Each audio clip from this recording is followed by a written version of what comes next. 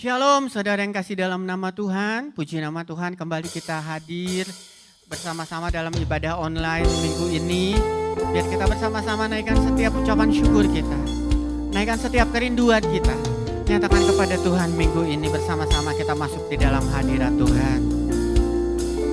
Ini rindu kami Tuhan, ini syukur kami Tuhan. Kami membawa setiap hidup kami kepadamu. Ku datang dengan syukurku, membawa kerinduanku Yesus. Ingin ku menyenangkanmu. Karyamu indah bagi kami Tuhan. Karyamu indah bagiku, kasih yang menyelamatkanku Yesus.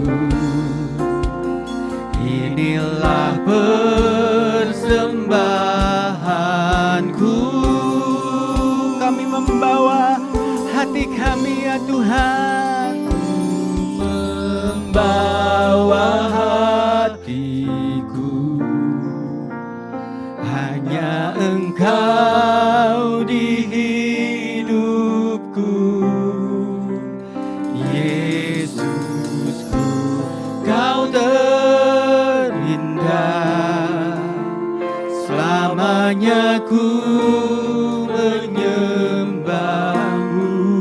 Kami membawa hidup kami ya Tuhan, membawa hidupku. Inilah persembahanku untuk Yesusku yang terindah, selamanya ku menyembahmu Yesus.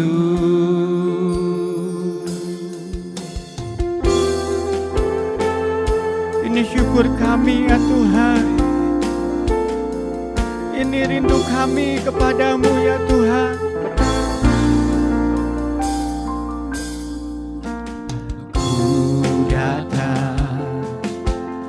Dengan syukurku, membawa kerinduanku Yesus. Ingin ku menyenangkanmu. Sungguh indah karyamu Tuhan.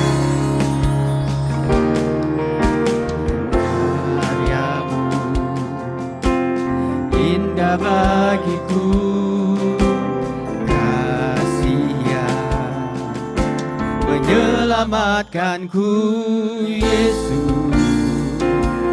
Inilah persembahanku. Kami membawa hati kami, membawa hatiku, hanya Engkau di hidupku. Yesusku, Kau terindah, selamanya ku menyembahmu. Kami membawa hidup kami Tuhan.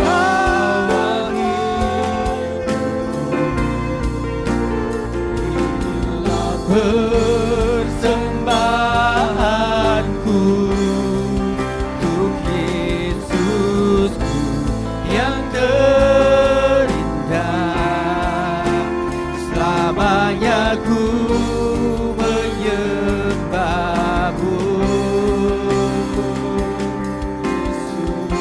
Kami membawa setiap hati kami kepadamu ya Tuhan. Wahai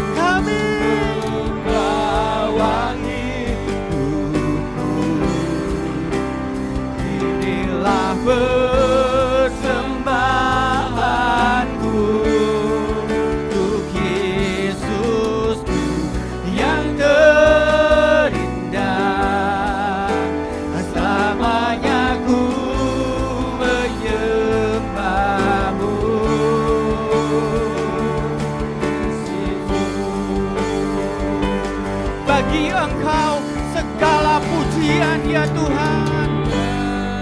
Segala pujian, hormat serta syukur kekal selamanya bagi Dia. Segala pujian, hormat serta syukur selama-lamanya bagi Dia. Segala pujian bagi Dia. Segala pujian, hormat serta syukur kekal selamanya bagi Dia. Segala pujian, hormat serta syukur selama-lama bagi Dia. Segala pujian, Dia. Segala pujian, hormat serta syukur kekal selamanya bagi Dia. Segala pujian, hormat serta syukur selama-lamanya, selama-lamanya, selama-lama, oh selama-lamanya, selama-lamanya.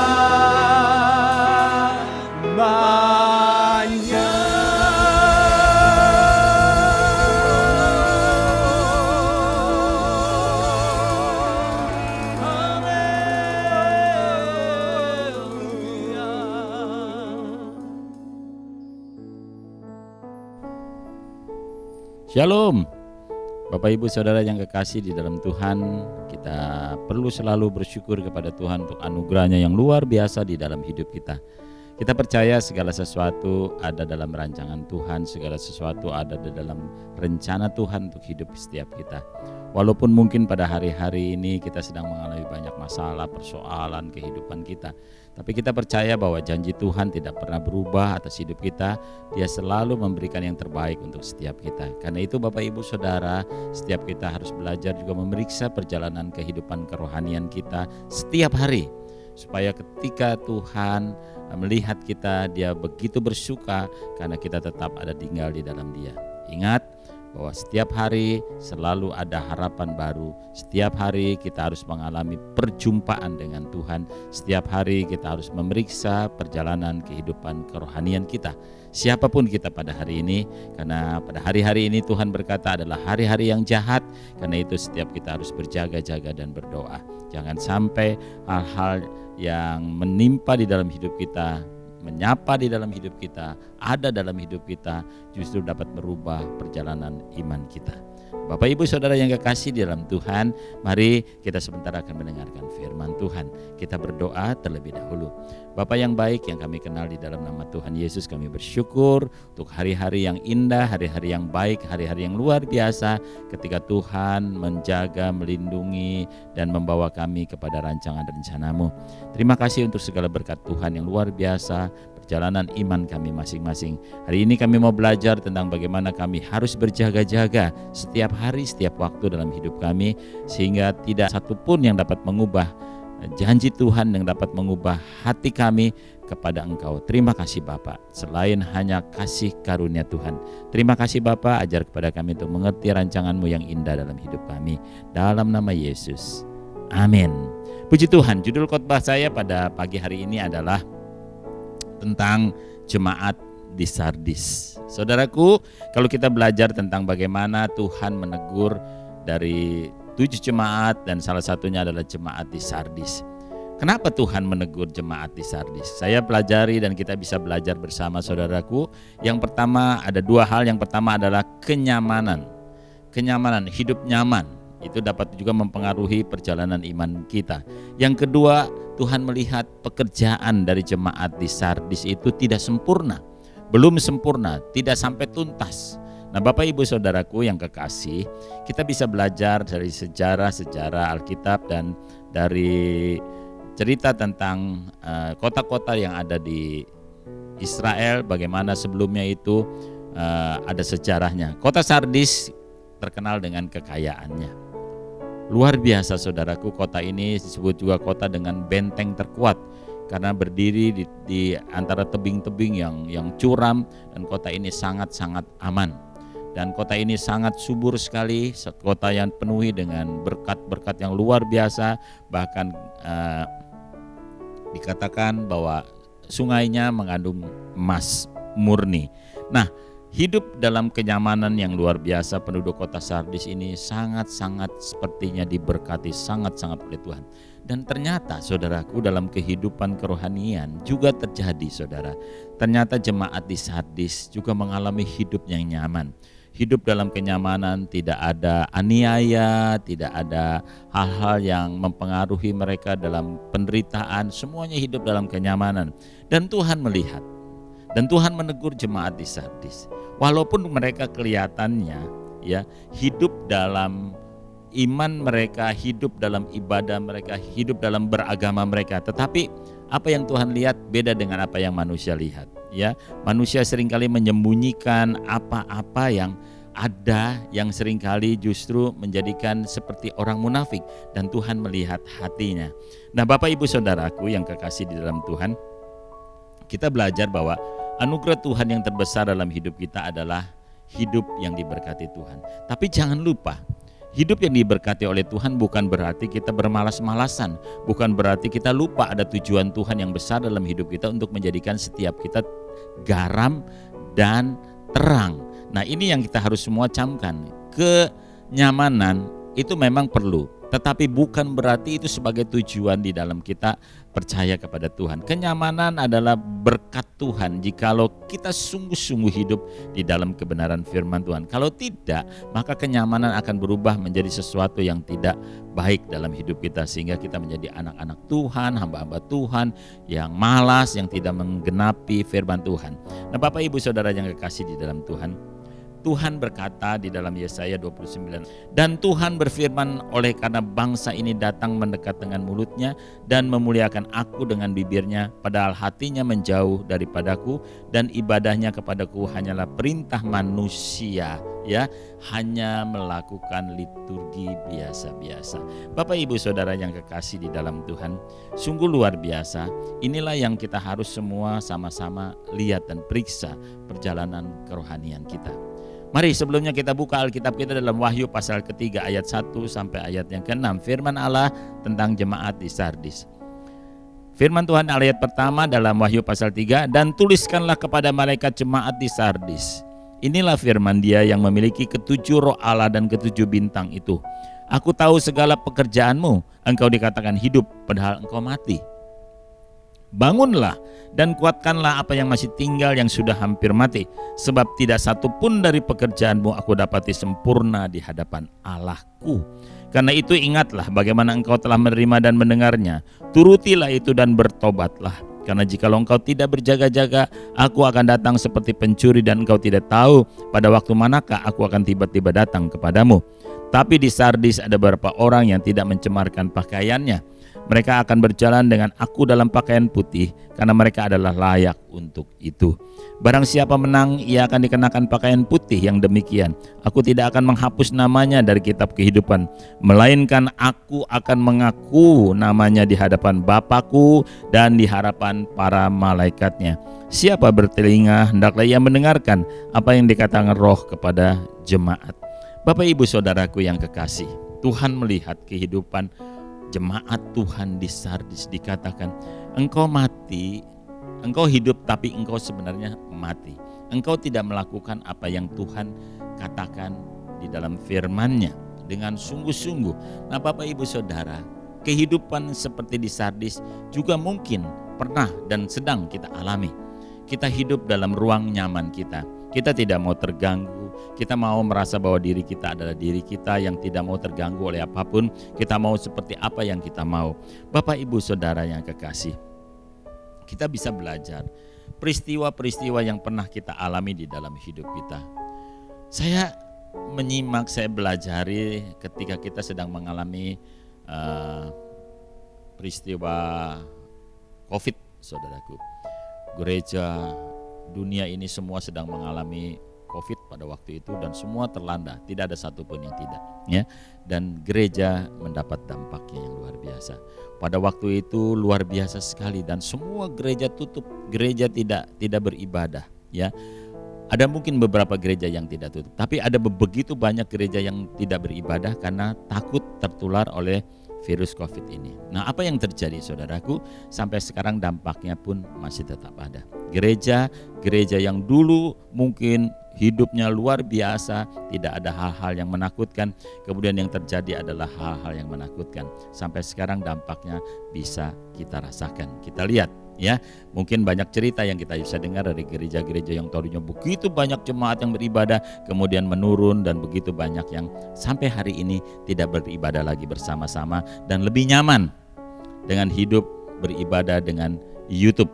Nah, Bapak Ibu Saudara-saudara, saya mau ingatkan, kalau ada kesempatan untuk berkumpul bersama saudara yang lain dalam ibadah di gereja, ayo lakukan, mumpung masih ada kesempatan. Dan Tuhan katakan, jangan tinggalkan persekutuan-persekutuan kita. Nah, Bapak Ibu Saudara yang kekasih di dalam Tuhan, ya, kita belajar bahwa anugerah Tuhan yang terbesar dalam hidup kita adalah kita memberikan hidup kita untuk seperti apa yang Tuhan berikan buat kita kepada setiap orang. Kita jumpai orang lain, kita bisa melihat di persekutuan kita di gereja, kita bisa saling mengasihi, kita interaksi satu dengan yang lainnya, dan itu yang Tuhan mau. Bapak Ibu Saudara, Tuhan mau setiap jemaat Tuhan hidup di dalam kebenaran. Jangan seperti orang munafik. Mungkin secara kasat mata kita ada di tempat ibadah kita, kita selalu rajin di tempat ibadah kita. Secara kasat mata mungkin kita rajin membaca Alkitab. Ini mungkin loh ya saudaraku, bisa saja, bisa iya, bisa tidak. Mungkin secara kasat mata kita berdoa dengan rajin. Dan semua orang terpukau dengan apa yang kita lakukan. Mereka tidak tahu apa yang ada di dalam hati setiap kita. Adakah firman yang kita sudah baca, kita dengar selama kita ibadah, selama kita membaca Alkitab, itu ada dalam hati kita dan kita praktekkan dalam kehidupan kita? Nah, kalau tidak, itu sama halnya saudaraku, kita disebut orang-orang munafik. Orang-orang yang tidak mau melakukan apa yang Tuhan perintahkan. Kita hanya sebagai orang-orang yang hanya menerima, tidak bisa melakukannya. Nah, saya ingat itu seperti kalau kita lihat di supermarket atau di toko-toko, kita bisa lihat ada barang-barang yang masih bagus kelihatannya, ya, bungkusnya masih bagus, masih menarik, tetapi kalau kita tidak periksa saudara secara teliti, terkadang di dalamnya itu berisi dengan barang-barang kadaluarsa, ya, makanan kadaluarsa. Nah, Bapak Ibu Saudara, bisa dibayangkan kalau makanan kadaluarsa itu kita makan dan masuk ke dalam tubuh kita, bukankah itu menjadi suatu penyakit? Nah, demikian juga dalam hidup kekristenan kita. Orang Kristen itu kelihatan mungkin secara kasat mata bagus, baik, ramah, ya, kemudian hidupnya juga kelihatannya rohani banget. Tapi lihat, Tuhan berkata, ingat sekali lagi, Tuhan melihat hati setiap kita masing-masing. Tuhan mau kita tidak hanya sekedar menjadi pendengar, tapi kita menjadi pelaku-pelaku daripada firman Tuhan. Nah, ingat Bapak Ibu Saudara, kepada kita semua firman Tuhan mengingatkan, firman yang kita sudah dengar kita harus praktekkan. Jangan kita sudah ibadah dengan rajin, jangan kita sudah membaca Alkitab dengan rajin, jangan sampai kita udah juga mengikuti pengajaran-pengajaran di gereja, kegiatan-kegiatan gereja, tapi kata-kata kita, perbuatan kita, sikap kita tidak menunjukkan apa yang seperti Tuhan mau. Itu yang disebut orang-orang munafik, orang-orang yang hanya tahu firman tapi tidak mau melakukan firman Tuhan. Tuhan lihat itu. Makanya Tuhan katakan, engkau hidup tapi sebenarnya engkau sudah mati. Engkau tidak memiliki apa-apa, engkau tidak memiliki daya apa-apa. Karena apa? Karena engkau sebenarnya sudah mati.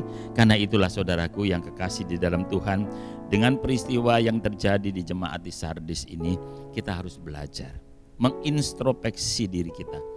Apa sih yang sebenarnya kita sedang kejar pada hari-hari ini? Apa sih yang sebenarnya kita harapkan kita lakukan dalam hidup ini? Banyak orang-orang percaya, saudaraku, lebih mengejar kenyamanan. Banyak orang-orang percaya lebih mengejar sesuatu yang menyenangkan hati dia ya, sesuatu yang bisa membuat dia bersukacita walaupun itu datangnya dari dunia ini, tetapi lupa tentang tujuan Tuhan yang utama adalah Tuhan mau menjadikan kita sahabatnya, teman sejawat pekerjaan Tuhan yang belum lagi mungkin dilunasi di pekerjaan Tuhan di dunia ini, yaitu menjadi garam dan menjadi terang. Bapak Ibu yang kekasih di dalam Tuhan, kita belajar anugerah Tuhan yang terbesar adalah ketika Tuhan memberi kesempatan kepada kita untuk menjadi berkat bagi dunia ini. Tuhan sudah memanggil kita, Tuhan sudah menyelamatkan kita. Tugas selanjutnya adalah kita harus sungguh-sungguh menjadi orang-orang yang bekerja di ladang Tuhan, hidup benar, hidup bersama dengan Tuhan. Nah, apa yang Tuhan ingatkan kepada setiap kita dan kepada jemaat di Sardis? Tuhan berkata yang pertama, aku tahu segala pekerjaanmu. Apa yang engkau lakukan, aku udah tahu. Aku tahu apa yang kau lakukan. Aku tahu apa yang kau kerjakan. Tuhan itu maha tahu. Kita mungkin membungkus perbuatan-perbuatan jelek kita dengan sikap rohani kita. Kita mungkin membungkus perkataan-perkataan kita yang buruk, ya, pikiran-pikiran yang buruk, hati kita yang buruk dengan segala sesuatu yang kelihatan rohani. Bapak Ibu Saudara yang kekasih, dikatakan oleh Tuhan, engkau hidup tapi sebenarnya engkau mati. Mati perasaan kita, mati rohani kita, mati yang ada di hati kita. Kita tidak lagi peduli kepada orang lain. Kita tidak lagi merasakan simpati dan empati untuk orang lain yang memerlukan pertolongan. Kita tidak lagi merasakan hati Tuhan di hati kita. Kita hanya memikirkan diri kita sendiri. Kita hanya memikirkan apa yang kita mau, yang kita pingin. Lupa tentang tujuan Tuhan dalam hidup kita. Bapak Ibu Saudara, ingat ini baik-baik. Tuhan tahu. Mungkin sekali lagi saya mau ingatkan, kita bisa membungkus jahatnya kita, hati kita, pikiran kita, kata-kata kita dengan hal-hal yang sepertinya rohani. Tapi ingat baik-baik. Sebaik-baiknya kita membungkus yang jelek dalam hidup kita, suatu saat Tuhan akan bukakan. Dan Tuhan mau tidak ada satupun, kalau kita percaya pada Tuhan, kalau kita mau mengikut Tuhan, Dia tidak mau ada sampah di dalam hidup kita. Dia mau hidup kita murni, hidup kita benar, hidup kita sungguh-sungguh di dalam Dia. Tidak lagi ada hal-hal yang jahat dalam hidup kita. Dan Tuhan mau itu terjadi dalam kita, supaya kita semuanya pada suatu saat ketika Dia datang dan memanggil kita, kita didapati dalam keadaan yang baik. Sehingga kata-kata Tuhan yang luar biasa yang kita tentu rindukan adalah, hai hamba yang setia, mari masuk dalam kebahagiaan Tuhanmu. Itu kita akan dengar, itu akan menjadi milik kita ketika kita berjumpa dengan Dia. Karena itu saudaraku yang kekasih, bertobatlah kata Tuhan, ya. Nah, selanjutnya yang kedua adalah bangunlah. Hai, ternyata kita sedang tidur. Ternyata kita sedang tidak sadar. Ternyata kita sedang tidak ngeh. Kenapa? Apa yang kita lakukan selama itu jelek. Apa yang kita katakan selama itu jelek. Apa yang kita pikirkan itu selama itu jelek. Sikap kita jelek. Kita baru ngeh. Kita baru sadar dan Tuhan katakan bangun. Mumpung masih ada kesempatan. Mumpung masih ada waktu, kalau Bapak Ibu Saudara masih bisa mendengarkan firman Tuhan, masih bisa memuji Tuhan, masih bisa duduk di gereja, masih bisa melakukan apa yang Tuhan mau, bersyukurlah. Itu pasti ada kesempatan yang Tuhan berikan buat kita. Firman Allah mengatakan, anggaplah kesabaran Tuhan itu sebagai kesempatan untuk kita boleh selamat. Saudara, ini yang Tuhan mau. Tuhan mau memberikan kesempatan buat kita. Hari ini ketika Bapak Ibu Saudara mendengar firman Tuhan dan Bapak Ibu menyadari masih ada sesuatu yang tersembunyi di dalam hidup Bapak Ibu Saudara, yang terbungkus dengan rapi, yang terbungkus dengan segala kepura-puraan, hari ini bertobat. Kata-kata kita harus kita pertanggungjawabkan. Perbuatan kita harus pertanggungjawabkan. Pikiran-pikiran dan isi hati kita yang jelek kita harus pertanggungjawabkan. Mumpung masih ada kesempatan, mintalah ampun dari Tuhan. Bertobatlah sebelum segala sesuatunya terlambat. Bapak Ibu Saudara, ini luar biasa. Tuhan masih kasih kesempatan luar biasa. Kalau Bapak Ibu Saudara masih bisa mendengarkan firman Tuhan di tempat ini, itu berarti Bapak Ibu dan saya diberi kesempatan oleh Tuhan untuk memperbaiki diri. Itu yang paling penting. Dan yang ketiga saudaraku, firman Allah mengatakan begini, Ada berkat yang luar biasa. Buat siapa yang menang, yang tidak mencemarkan pakaiannya, yang hidup sesuai dengan rencana Allah, yang hidup sesuai dengan kehendak Allah, yang hidup sesuai dengan firman Allah, Tuhan katakan, aku akan mengakui namanya di hadapan Bapakku dan para malaikatnya. Luar biasa. Saudara, ada hal yang indah di dalam Tuhan. Mari kita belajar. Ya, karena kecenderungan hidup manusia pada hari-hari ini di dalam firman Tuhan dalam 2 Timotius dikatakan begini. Ketahuilah pada hari-hari terakhir akan datang masa yang sukar. Manusia akan mencintai dirinya sendiri dan menjadi hamba uang. Mereka akan membual, mereka akan menyombongkan diri, mereka akan menjadi pemfitnah, akan berontak kepada orang tua, tidak tahu berterima kasih, tidak memperdulikan agama, tidak tahu mengasihi, tidak suka berdamai, suka menjelekkan orang, tidak mengekang diri, garang, tidak suka yang baik, suka berkhianat, tidak berpikir panjang, belagak tahu, lebih menuruti hawa nafsu daripada menuruti Allah. Itu tanda-tanda akhir zaman. Dan Tuhan ingatkan itu, saudaraku. Sebab Tuhan katakan, kalau engkau bertobat, kalau engkau berbalik kepada Tuhan, dan Tuhan membuka tangannya untuk menyambut kita, itu berarti hal yang baik yang kita harus lakukan setelah itu, yaitu melakukan apa yang benar, apa yang baik sesuai dengan firman Tuhan. Tuhan katakan, aku akan memakaikan pakaian yang putih. Ya, ini luar biasa. Ya, luar biasa yang Tuhan katakan, aku akan memakaikan pakaian yang putih dan tidak menghapus namanya. Dengar baik, dan tidak menghapus namanya dari kitab kehidupan. Dia akan mengakui nama kita di hadapan Bapa dan di hadapan para malaikat. Saudaraku yang kekasih, lewat peristiwa, cerita, firman Tuhan yang dikatakan untuk jemaat di Sardis, mari kita mulai introspeksi diri kita sebelum segalanya terlambat. Jangan cari sesuatu yang hanya sesaat di dunia ini. Carilah sesuatu yang akan membawa kita kepada kekekalan. Damai sejahtera Allah yang melampaui segala akal akan membawa kita kepada pengenalan akan Allah. Jikalau kita sungguh-sungguh mempertahankan iman kita untuk hidup benar. Sekali lagi saya cuma mau ingatkan sesuai dengan firman Tuhan di dalam 2 Petrus 3 ayat 15 bagian A. Anggaplah kesabaran Tuhan kita sebagai kesempatan bagimu untuk beroleh selamat. Buat Bapak Ibu Saudara, teman-teman, kita belajar introspeksi diri kita. Sekali lagi Tuhan mau mengingatkan kita, selagi ada kesempatan, mari bertobatlah sungguh-sungguh. Berjalan lagi bersama dengan Tuhan. Bersungguh-sungguh lagi mencari wajah Tuhan.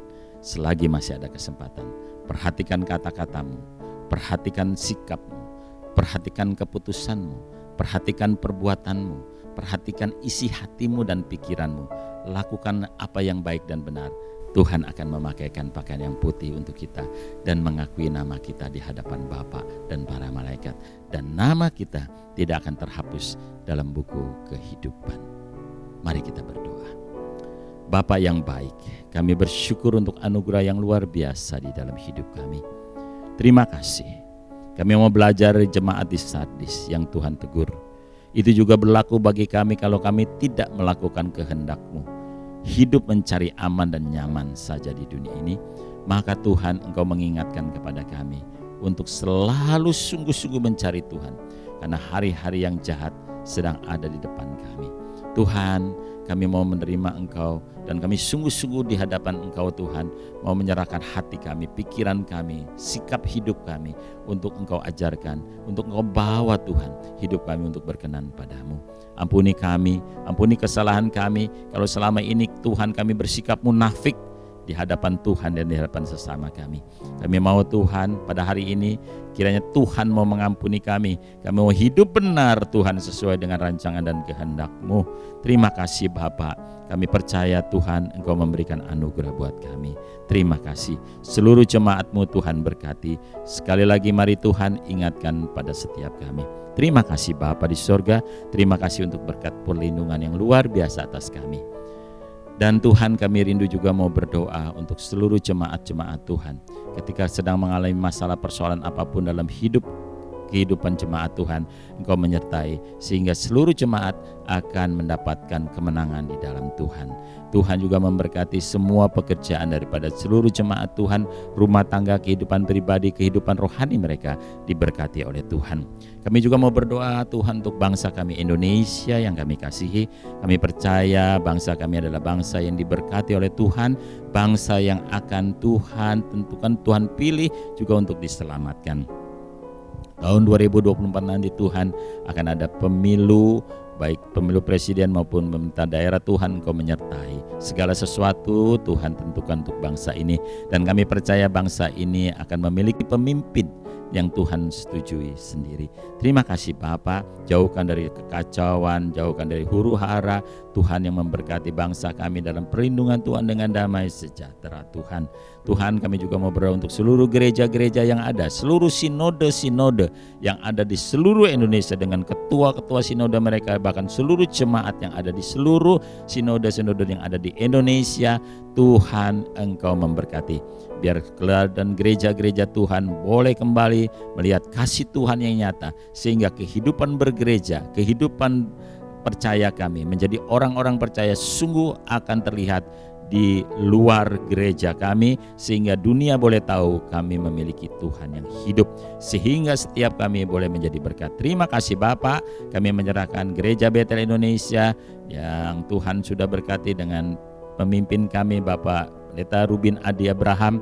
Tuhan memberkati dengan kuasa Tuhan. Tuhan juga menyatakan kasih-Mu atas beliau, dan Tuhan beri hikmat untuk memimpin Gereja Betel Indonesia dengan kasih karunia Tuhan.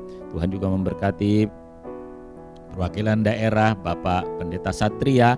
Tuhan juga memberkati, Tuhan beri hikmat, Tuhan beri kesehatan yang luar biasa. Terus Tuhan jagai, Tuhan lindungi para hamba-hamba-Mu ini, bahkan gereja-gereja yang ada. Terima kasih Bapak, kami mengucap syukur dan terima kasih. Tuhan memberkati setiap langkah hidup kita. Tuhan menjaga kemanapun kita pergi melangkah. Ada damai sejahtera Allah yang melampaui segala akal akan menjadi milik kita. Tuhan mengangkatmu naik dan bukan turun. Tuhan akan menjadikan engkau kepala dan bukan ekor. Dibuatnya segala yang engkau lakukan menjadi berhasil. Tuhan memberkatimu. Terimalah berkat daripada Allah Bapa, Allah Anak, dan Allah Roh Kudus di dalam nama Tuhan Yesus, dan jadilah berkat dimanapun kita sekalian berada. Yang diberkati, mari sama-sama kita katakan amin. Tuhan memberkati.